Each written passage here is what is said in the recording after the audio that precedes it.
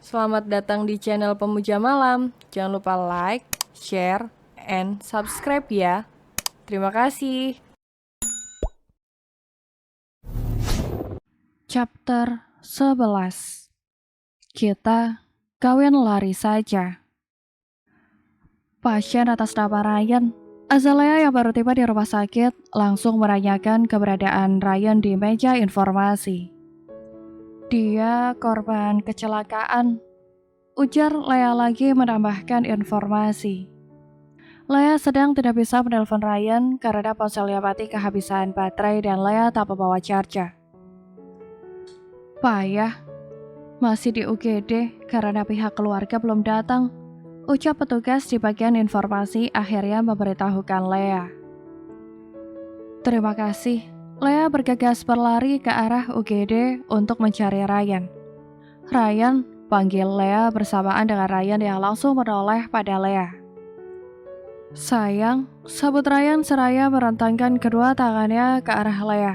Lea langsung menghampiri dan memeluk Ryan.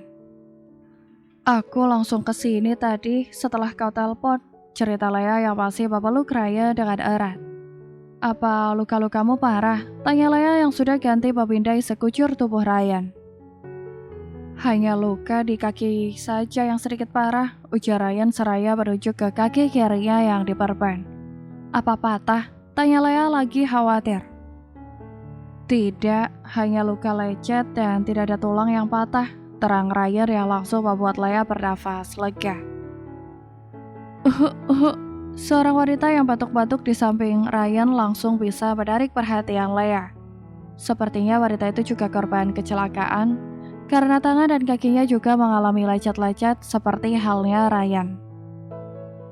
Dia siapa sayang? Tanya Lea berbisik-bisik pada Ryan. Aku juga tidak tahu, tapi dia korban kecelakaan juga, karena tadi kecelakaannya melibatkan beberapa kendaraan.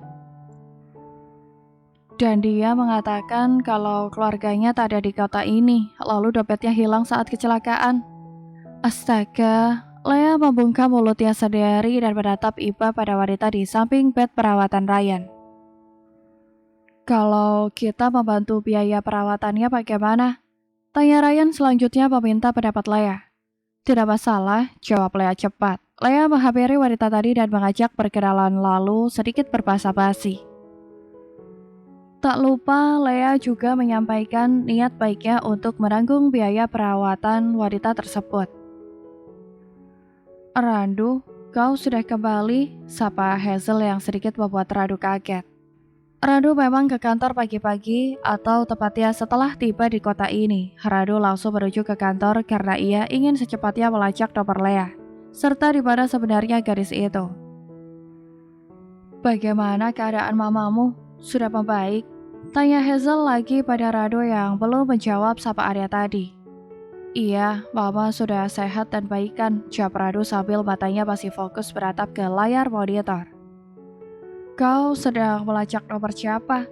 Itu lokasinya dekat jalan tol. Kemungkinan pemilik nomor melakukan panggilan saat berada di dalam kendaraan, ujar Hazel setelah membaca titik lokasi yang berkedip-kedip di layar. Iya. Lokasi terakhirnya di jalan tol berarti. Gumam Randu merasa frustasi. Kau melacak nomor siapa memangnya? Hazel mengulangi pertanyaannya pada Randu. Bukan siapa-siapa, jawab Randu seraya meraih ponselnya. Randu lalu mencoba menghubungi nomor Lea sekali lagi, namun lagi-lagi hanya operator yang menjawab dan mengatakan kalau nomor sedang tidak aktif. Ya ampun, apa Lea sengaja mematikan ponselnya agar Randu tidak bisa melacak keberadaan gadis itu?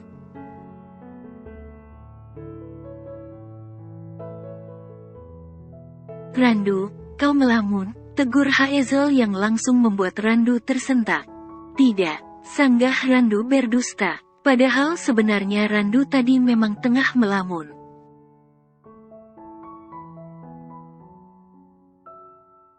Apa kemarin ada kasus kecelakaan yang masuk, Hazel? Tanya Randu pada sang atasan. Kita bukan polisi lalu lintas yang menangani kecelakaan. Kita di bagian kriminal dan hanya menangani kasus. kasus kriminal seperti pembunuhan, terang Hazel seolah sedang mengingatkan Randu.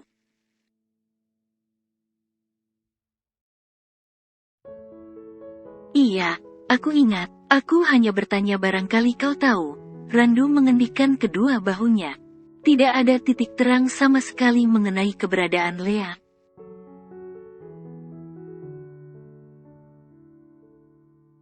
Atau jangan gadis itu malah sudah pulang ke rumah orang tuanya. Bodoh.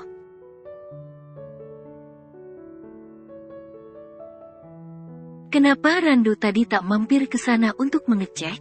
Randu bangkit dari duduknya dengan cepat, lalu menyambar jaketnya juga.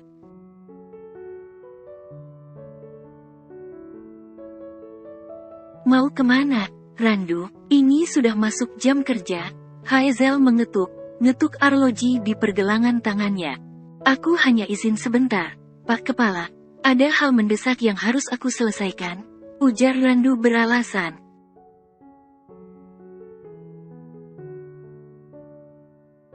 Hal mendesak apa? Ini tentang kasus yang saat ini kau tangani? Tanya Hazel memastikan. Bukan, ini soal hal lain. Tapi ini sangat mendesak. Jadi, aku pergi dulu. Randu berlari cepat ke arah tangga, meninggalkan Hazel yang hanya geleng kepala.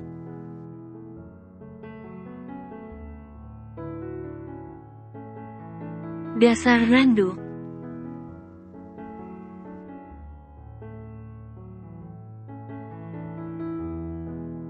Jadi kau membayar seorang pria untuk berpura-pura menjadi aku di depan semua keluargamu? Tanya Ryan setelah Lea menyelesaikan ceritanya tentang acara pertunangan yang nyaris kacau karena Ryan tidak datang.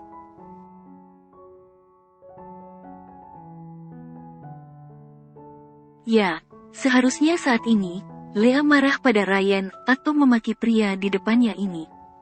Tapi Lea tak bisa melakukannya karena Lea sudah sangat gila pada Ryan.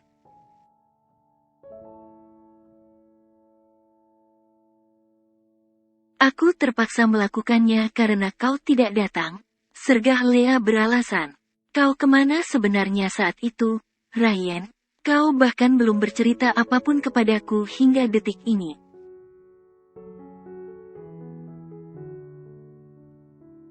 Aku berani bersumpah kalau saat itu aku sudah dalam perjalanan ke lokasi acara. Aku bahkan sudah mengenakan jas yang kau kirimkan kepadaku.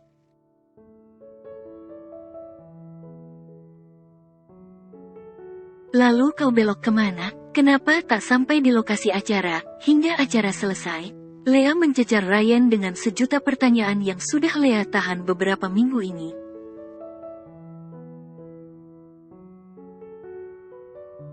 Aku hanya mampir sebentar ke ATM untuk mengambil uang.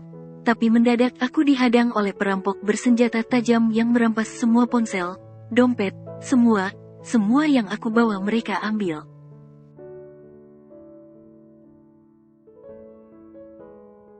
Cerita Ryan dengan raut wajah melas, seolah hanya dia satu-satunya orang di dunia ini yang pernah kerampokan. Lalu kenapa kau tak menghubungiku setelahnya? Aku pasti akan membantumu, tanya Lea lagi pada Ryan.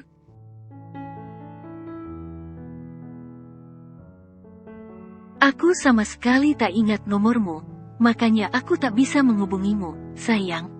Jawab Ryan beralasan. Lalu selang beberapa hari aku menemukan kartu namamu di apartemen, jadi aku bisa kembali menghubungimu, lanjut Ryan lagi.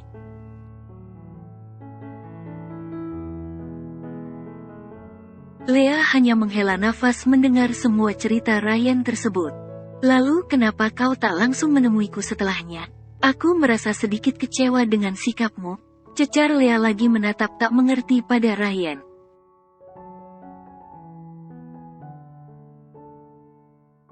Itu karena aku sudah ada janji bertemu klien penting di luar kota. Tapi bukankah aku langsung menghubungimu setelahnya?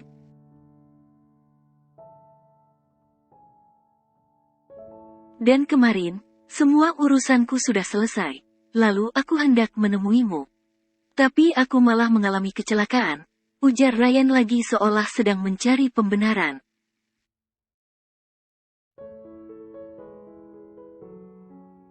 Seharusnya kau lebih berhati-hati, Ryan. Lea meraih tangan Ryan dan menggenggamnya dengan erat. Aku baik saja, ucap Ryan bersungguh-sungguh.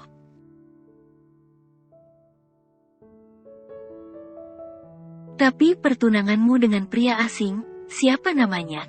Ryan terlihat ingat nama Randu. Randu, sahut Lea cepat.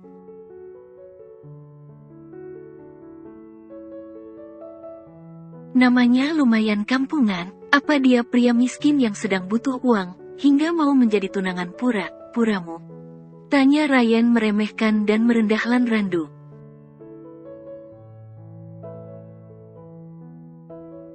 Aku tidak tahu, jawab Lea yang tak mau banyak bercerita tentang Randu, terutama tentang Randu yang tak sepeser pun meminta bayaran karena menjadi tunangan pura Lea.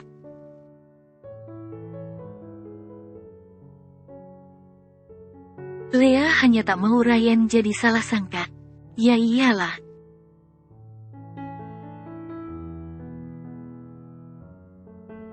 Bagaimana Randu mau minta bayaran jika pria itu sudah kaya dari lahir? Uang Randu pasti juga melimpah ruah dan tak berseri.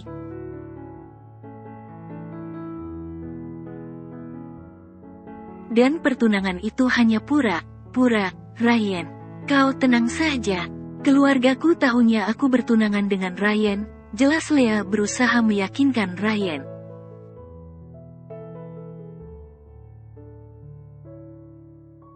Jadi, secara tak langsung Randu sudah menyamar menjadi aku, begitu?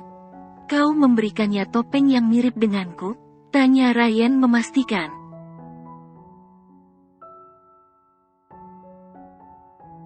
Tidak, jawab Lea cepat. Jadi nanti saat aku bertemu keluargamu, aku harus menakai topeng Randu? Tanya Ryan lagi.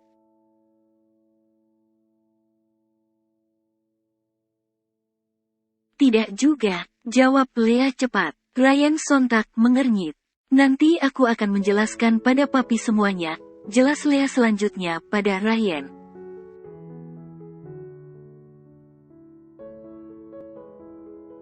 Papimu akan mengamuk, sergah Ryan yang seolah sudah hafal dengan tabiat papi Daniel. Aku akan memakai jurus ancaman lagi, ujar Lea memberikan solusi.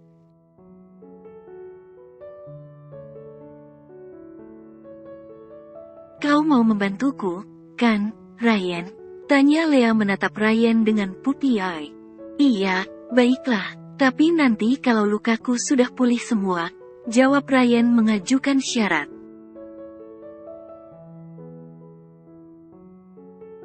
Oke, jawab Lea cepat. Tapi misalnya papimu menolak hubungan kita bagaimana, Lea? Tanya Ryan mengungkapkan kemungkinan terburuk.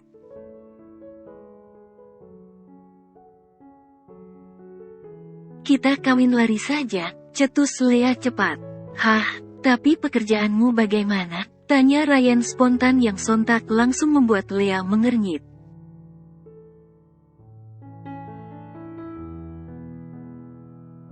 Maksudku, kau kan sudah punya pekerjaan mapan dengan gaji tinggi sekarang di restoran milik opamu.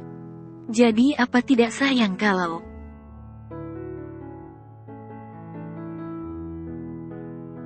Aku tetap bisa bekerja dimanapun, Ryan. Aku punya kemampuan dan pengalaman. Jadi tak akan sulit bagiku, tutur Lea menatap Ryan penuh keyakinan.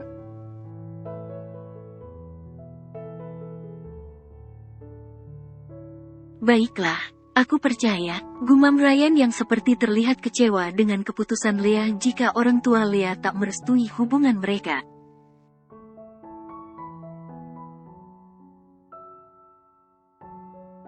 Kau punya maid di apartemen? Tanya Lea selanjutnya pada Ryan. Tidak ada, jawab Ryan cepat.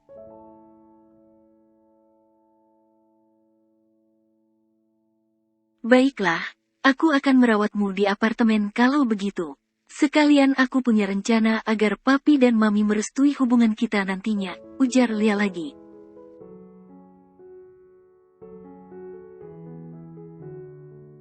Rencana apa, sayang? Tanya Ryan penasaran.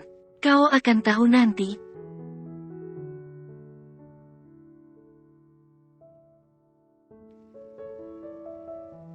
Setelah berjibaku dengan kemacetan di pagi hari, Randu akhirnya tiba di rumah keluarga Andreas.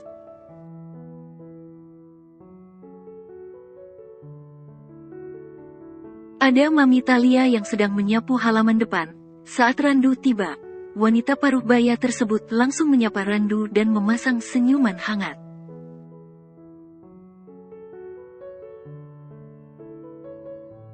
Pagi, Randu, sudah sampai. Pagi, Aunty, jawab Randu yang bergeaks mencium punggung tangan Mami Thalia.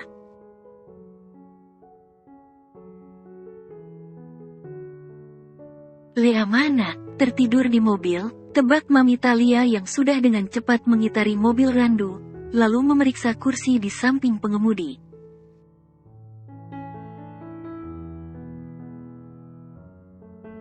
Loh, kok Lea tidak ada, Randu? Lea tidak ikut pulang? Tanya Mami Thalia selanjutnya merasa bingung. Iya, Lea masih di sana untuk menjaga Mama, jawab Randu berdusta.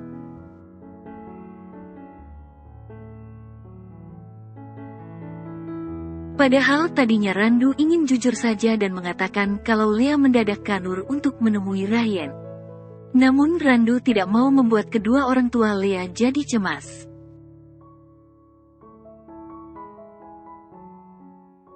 Nanti saja Randu akan berusaha mencari Lea sendiri dan untuk Mami Thalia serta Papi Daniel biarlah tahunya Lea masih ada di rumah mamanya Randu.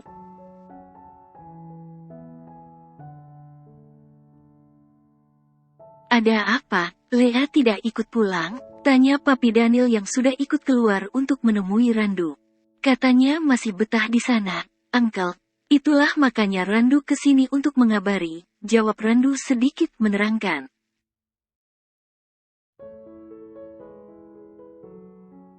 Syukurlah, kalau memang Lea langsung akrab dengan keluarga angkatmu, Randu. Ucap Mami Thalia yang terlihat bernafas lega.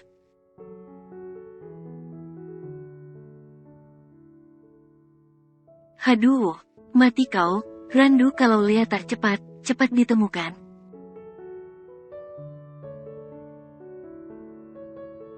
Ayo masuk dan sarapan dulu. Aunty sudah masak tadi, ajak Mami Thalia selanjutnya pada Randu yang langsung mengangguk.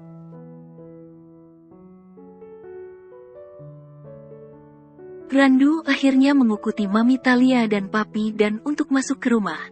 Lalu sarapan bersama kedua orang tua Lea tersebut.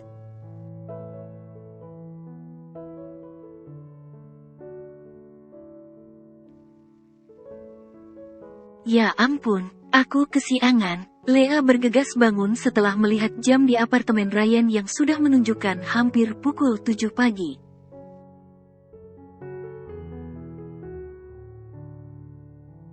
Setelah mengucek kedua matanya, Lea langsung bangkit dari sofa dan masuk ke kamar Ryan. Sayang, panggil Lea saat tak mendapati Ryan di dalam kamar.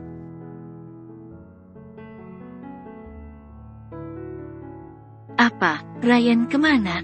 Ryan, kau di dalam? Lea ganti mengetuk pintu kamar mandi dan memanggil Ryan. Namun tetap tak ada jawaban.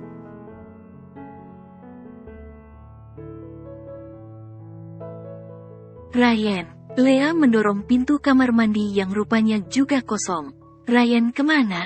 Ryan, panggil Lea seraya mengelilingi apartemen untuk mencari Ryan. Tak lupa Lea juga memeriksa balkon. Namun Ryan tetap tidak ada.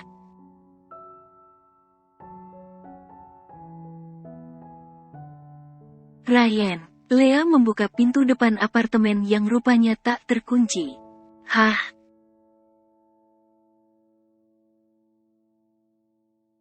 Apa Ryan keluar? Ray.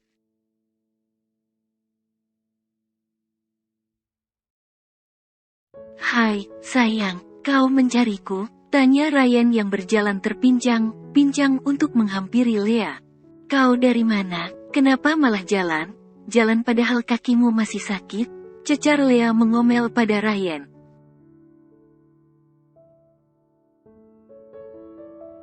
Aku membeli makanan tadi. Ryan menunjukkan kantung plastik di tangannya pada Lea. Cek, padahal bisa pesan online saja. decak Lea yang langsung dengan cepat mengambil makanan tadi dari tangan Ryan.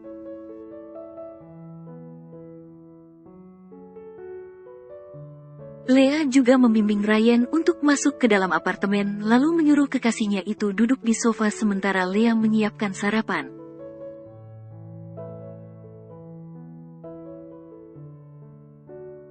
Aku tadi bertemu pengelola gedung. Lea, lapor Ryan selanjutnya pada Lea. Ada masalah dengan apartemenmu? Tanya Lea yang sudah kembali seraya membawa makanan untuk dirinya dan Ryan.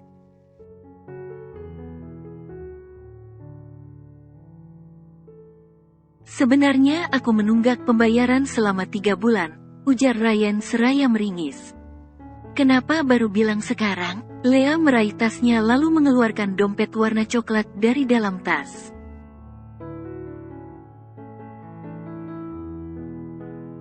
Kau pakai saja kartu debitku. Lea memberikan kartu debitnya pada Ryan. Passwordnya, tanya Ryan.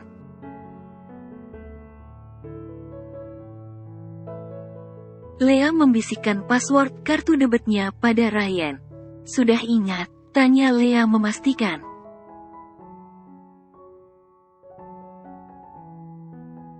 Iya, sudah, jawab Ryan yakin. Aku bawa dulu dan nanti aku akan mengganti semua uangmu termasuk yang kemarin.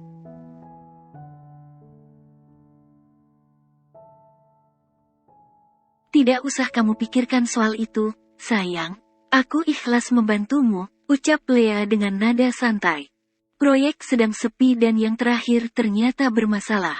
Makanya sekarang aku tak punya penghasilan, cerita Ryan lagi.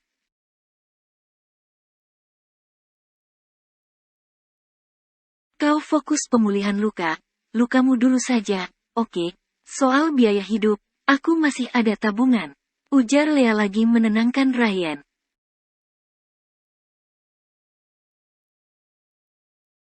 Sekarang makan dulu. Lea menyodorkan makanan ke depan mulut Ryan dan kekasihnya itu sudah dengan cepat membuka mulut.